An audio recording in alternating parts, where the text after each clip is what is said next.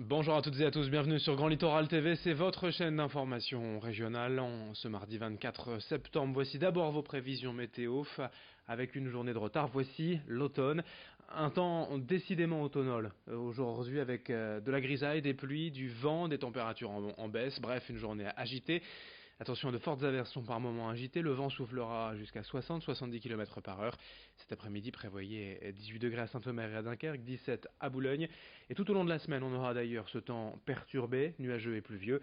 Les prévisions météo complètes après ce journal. À la une de l'actualité, aujourd'hui la colère des agriculteurs français et régionaux contre la réflexion de l'État d'instaurer les ZNT, les zones de non-traitement, une marge de 5 à 10 mètres à proximité des habitations où l'utilisation des pesticides serait interdite.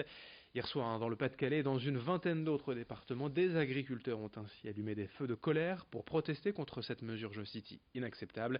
Dans plusieurs secteurs ruraux, les maisons sont en effet installées en bordure de champs, ce qui signifierait pour les producteurs de réduire la taille des parcelles et donc des rendements. Géry Jouot de Fer est allé à la rencontre d'un agriculteur à Verlinghem. On écoute son sentiment. Les agriculteurs sont en colère aujourd'hui parce qu'on a l'impression que le fossé est en train de se creuser entre ce qu'on entend dans les médias et ce qu'on vit sur le terrain. Les agriculteurs travaillent d'une manière très responsable. Il y a un lobby, je pense, écolo bobo qui veut essayer de faire à 150 mètres, 10 mètres ou 5 mètres des ZNT par rapport à des riverains. Et je veux dire, ici dans la métropole lilloise, elle serait très mal perçue parce que moi par exemple sur mon exploitation, je perdrais pour 5 mètres, je perdrais à peu près 5 hectares. Donc sur mon exploitation, ça représente plus de 10%, ça représente à peu près 10% de mes surfaces. Dans l'actualité aussi, une journée de grève en ce mardi à la SNCF, la CGT Cheminots et Sudrail appellent à cesser le travail contre le projet du gouvernement d'uniformiser les régimes de retraite. Dans les Hauts-de-France, les prévisions de trafic sont de 3 TER sur 4 et 4 TGV sur 5 en circulation. Pas de souci pour les Eurostar, Thalys et trains internationaux. Comme d'habitude, vous pouvez consulter les trains en circulation. On met la SNCF et les cheminots. On en parle aussi avec la convention TER de la région Hauts-de-France. En passe d'être enfin signée. Le texte régissant la circulation des trains dans la région aurait dû entrer en vigueur depuis le 1er janvier, mais les négociations ont été plus que difficiles entre le conseil régional et l'entreprise ferroviaire.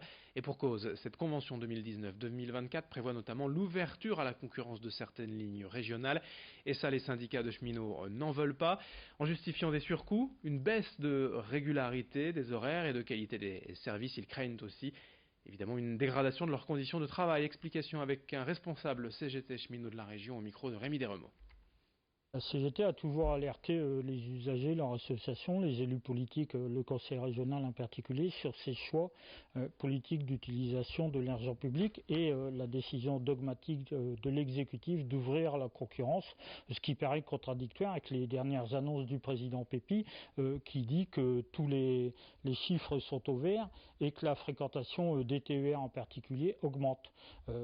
On est persuadé, avec l'exemple d'autres pays européens, que ce n'est pas l'ouverture à la concurrence seule qui va régler les problèmes d'attractivité du train pour faire diminuer le mode routier et toutes ses conséquences sur les gaz à effet de serre et la pollution en général.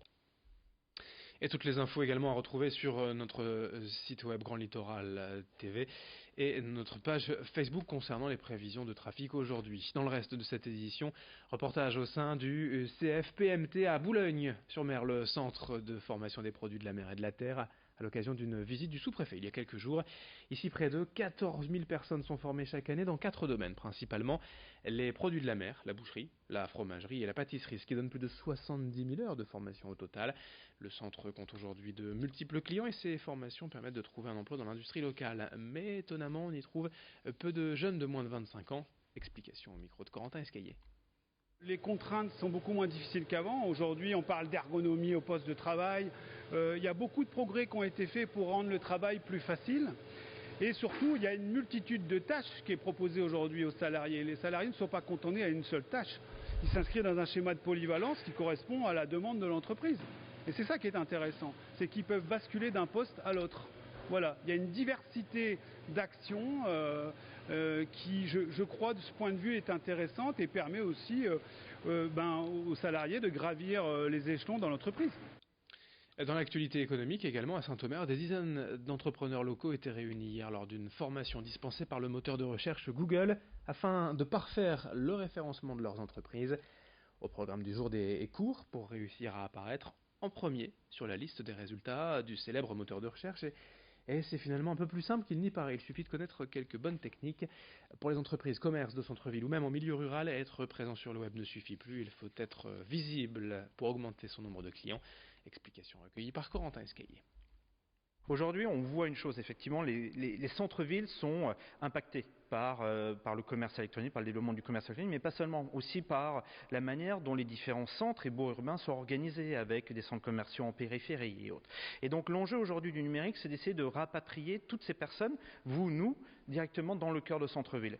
Quelquefois, ça passe par des petites choses, c'est-à-dire que je suis une pharmacie, indiquer mes horaires d'ouverture, par exemple, sur une fiche en ligne, ça permet tout de suite à quelqu'un qui cherche une pharmacie ouverte de savoir qu'il peut aller à tel endroit plutôt qu'à tel autre endroit. Pareil pour un restaurant, pareil pour un hôtel.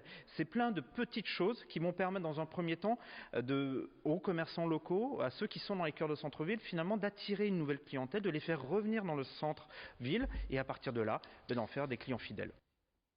Et puis une dernière information pour les gourmands et amateurs de bon plan, l'opération Tous au restaurant est de retour pour sa 10e édition du 30 septembre au 13 octobre.